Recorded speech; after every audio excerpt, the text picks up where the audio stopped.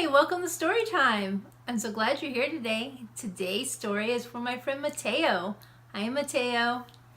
It is Mike Mulligan and his steam shovel. Story and pictures by Virginia Lee Burton.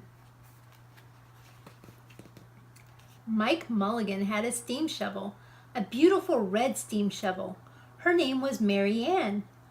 Mike Mulligan was very proud of Mary Ann. He always said that she could dig as much in a day as 100 men could dig in a week, but he had never been quite sure that this was true. Mike Mulligan and Mary Ann had been digging together for years and years. Mike Mulligan took such good care of Mary Ann. She never grew old. It was Mike Mulligan and Mary Ann and some others who dug the great canal for the big boats to sail through.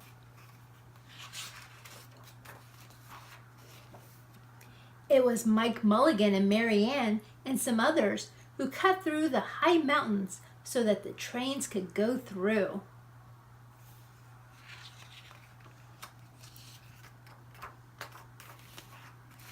It was Mike Mulligan and Mary Ann and some others who lowered the hills and straightened the curves to make the long highways for the automobiles.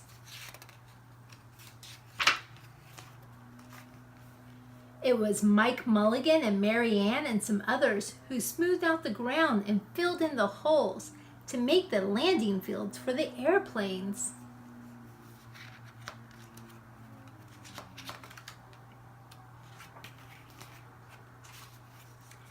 And it was Mike Mulligan and some others who dug the deep holes for the cellars of the tall skyscrapers in the big cities.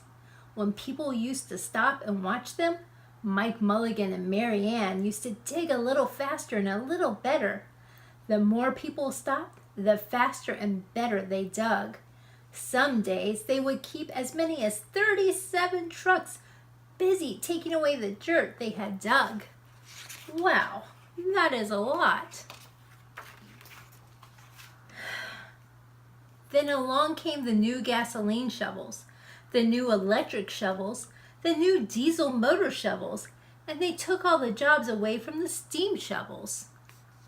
Mike Mulligan and Mary Ann were very sad.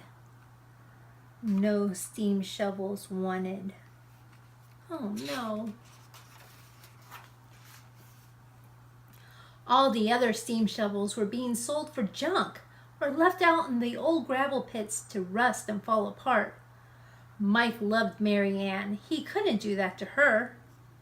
He had taken such good care of her that she could still dig as much in a day as 100 men could dig in a week. At least he thought she could, but he wasn't quite sure. Everywhere they went, the new gas shovels and the new electric shovels and the new diesel motor shovels had all the jobs.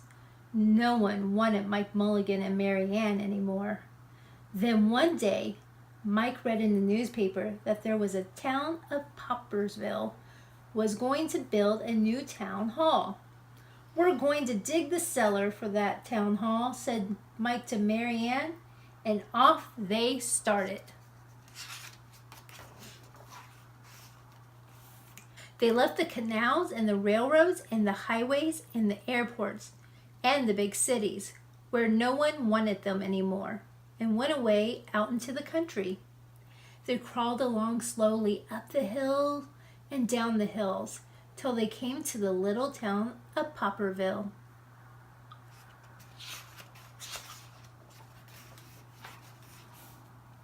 When they got there, they found that the selectmen were just deciding who should dig the cellar for the new town hall.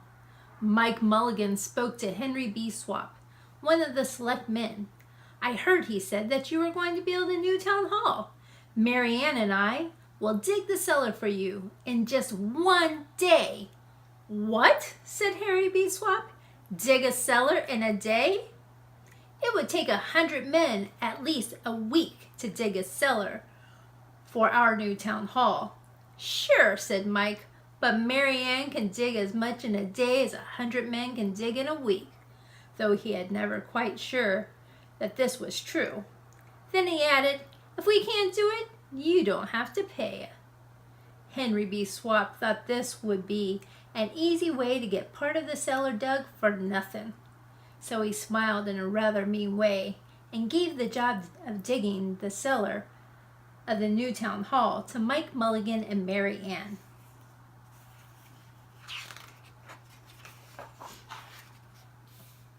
They started in the early next morning, just as the sun was coming up. Soon a little boy came along. "Do you think you'll finish by sundown?" he said to Mike Mulligan. "Sure," said Mike. "If you stay and watch us, we always work faster and better when someone is watching us." So the little boy stayed to watch.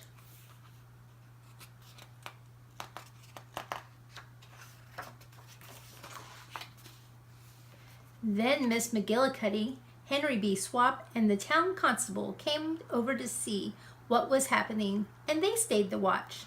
Mike Mulligan and Mary Ann dug a little faster and a little better. There she goes.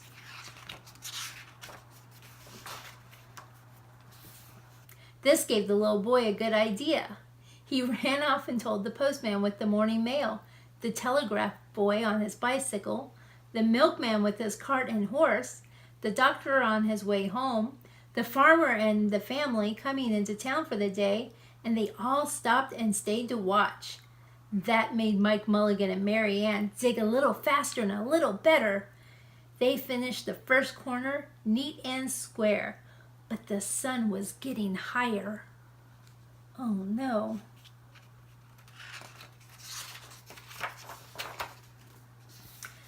Clang, clang, clang! The fire department arrived. They had seen the smoke and thought there was a fire. Then the little boy said, "Why don't you stay and watch?" So the fire department of Poppersville stayed to watch Mike Mulligan and Mary Ann. When they heard the fire engine, the children in the school across the street couldn't keep their eyes on their lesson. The teacher called a long recess and the whole school came out to watch.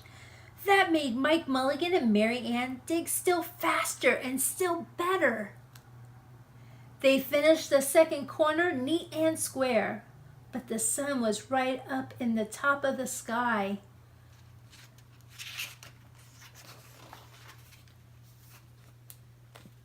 Now the girl who answers the telephone called up the next towns of Bangerville and Bopperville and Kipperville and Copperville and told them what was happening in Popperville. All the people came over to see if Mike Mulligan and his steam shovel could dig the cellar in just one day. The more people came, the faster Mike Mulligan and Mary Ann dug. But they would have to hurry. They were only halfway through, and the sun was beginning to go down. They finished the third corner neat and square. I'm excited. Are they going to do it? Never had Mike Mulligan and Mary Ann had so many people to watch them. Never had they dug so fast and so well. And never had the sun seemed to go down so fast. "Hurry, Mike Mulligan, hurry, hurry," shouted the little boy. There's not much more time. The dirt was flying everywhere and the smoke and steam were so thick that the people could hardly see anything but listen. Bang, bang, crash, slam, louder and louder, faster and faster. There she is. Then suddenly it was quiet. Slowly the dirt settled down, the smoke and steam cleared away, and there was a cellar all finished. 4 corners neat and square, 4 walls straight down, and Mike Mulligan and Mary Ann at the bottom, and the sun was just going down behind the hill. "Hooray!" shouted the people. "Hooray for Mike Mulligan and his steam shovel! They have dug the cellar in just one day." Suddenly the little boy said, "How are they going to get out?" "That's right," said Miss McGillicuddy to Henry B. Swap. "How is he going to get his steam shovel out?" Henry B. Swap didn't answer, but he smiled in a rather mean way. Then everybody said, "How are they going to get out?" "Hi, Mike Mulligan. How are you going to get your steam shovel out?" Mike Mulligan looked around at the 4 square walls and 4 square corners, and he said, "We've dug so fast, we've dug so well, we've quite forgotten to leave a way out." Nothing like this has ever happened to Mike Mulligan and Mary Ann before, and they didn't know what to do.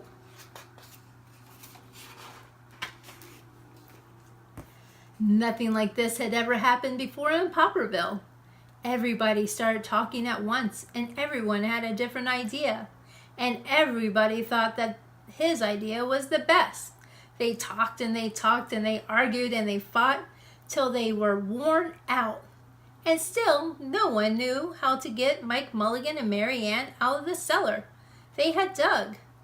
Then Henry B. Swap said, "The job isn't finished because Mary Ann isn't out of the cellar, and Mike Mulligan won't get paid."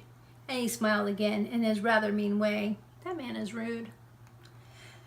Now, the little boy, who had been keeping very quiet, had another good idea. He said, "Why couldn't we leave Mary Ann in the cellar and build a new town hall above her? Let her be the furnace for our new town hall, and let Mike Mulligan be the janitor. Then you wouldn't have to buy a new furnace. And we could pay Mike Mulligan for digging the cellar in just one day."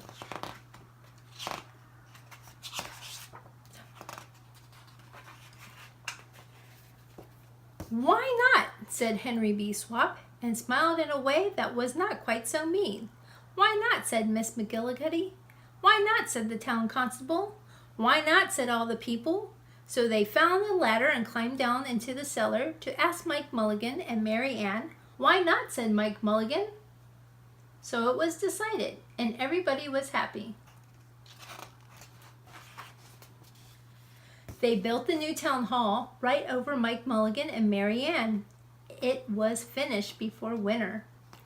Every day the little boy goes over to see Mike Mulligan and Mary Ann, and Miss McGillicuddy takes home a nice hot apple pie. As for Henry B. Swamp, he spends most of his time in the cellar of the new town hall listening to stories that Mike Mulligan has to tell, and smiling in a way that isn't mean at all. Now, when you go to Poppersville, be sure to go down into the cellar of the new town hall. There they'll be Mike Mulligan and Mary Ann. Mike is rocking his chair, smoking his pipe, and Mary Ann beside him, warming up the meeting in the new town hall. Wow, they did a lot of work together. Is there a day that you did a lot of work? The work of 100 men in one day? I want to hear all about it. Tell me in the comments below. And also tell me what your favorite book is so I can read it here at Story Time with Gigi. And make sure you subscribe so you never miss a story time. And as my friend Les Brown would say, shoot for the moon, because if you miss, you might just land amongst the stars. Until next time, bye!